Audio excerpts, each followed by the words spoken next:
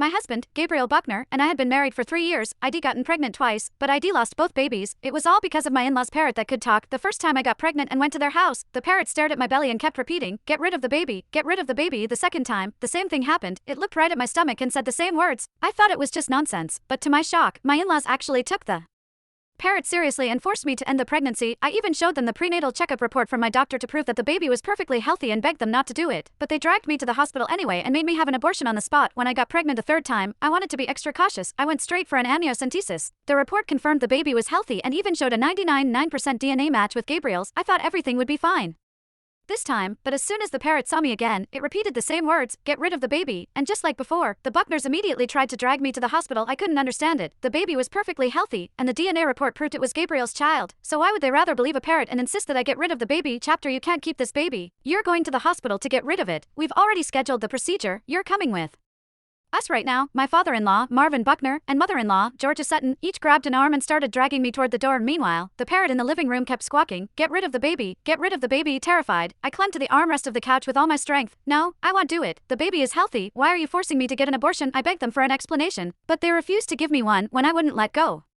Marvin pried at my fingers and scolded me harshly. "You're our daughter-in-law, stop with the nonsense. If we tell you to get rid of the baby, you have to get rid of the baby." As he pried off my last finger, my fear turned into unbearable anguish. I broke down completely, screaming through my tears, "The baby is healthy, and the report makes it clear that this baby carries the Buckner family's blood. So why on earth would you rather believe a parrot's nonsense and force me to get rid of my own baby over and over again?" This was my third pregnancy. The first time, I was only 5 weeks along when they heard the parrot say, "Get rid of the baby." They then dragged me straight to the hospital for an abortion, without a single word of explanation. The second time, I was a month along. They listened to that parrot again and forced me to get an abortion that very same day. Even then, they didn't bother explaining anything. I resisted both times. During the second time, I even showed them the prenatal report proving that the baby was developing normally, but they didn't even bother to look. This time, I waited until I was 3 months along. Then, I underwent an amniocentesis and a full series of tests. Everything proved beyond doubt that the baby was healthy and that its DNA matched my husband, Gabriel Buckner's. Only then did I tell Marvin and Georgia, yet their reaction was the same. They insisted that I terminate the pregnancy no matter what. The thought of losing this baby filled me with rage and despair. Was my third baby destined to be taken from me as well? Instead of answering my pleas, they kept dragging me toward the door. I wasn't strong enough to resist. In the end, they forced me outside. While we waited for the elevator, I begged them desperately, "Please, I'm begging you, this baby is innocent. You can't take its life away. That parrot is just an animal. Stop listening to it. Please, let me keep this baby." But even as I cried and dropped to my knees, they didn't waver.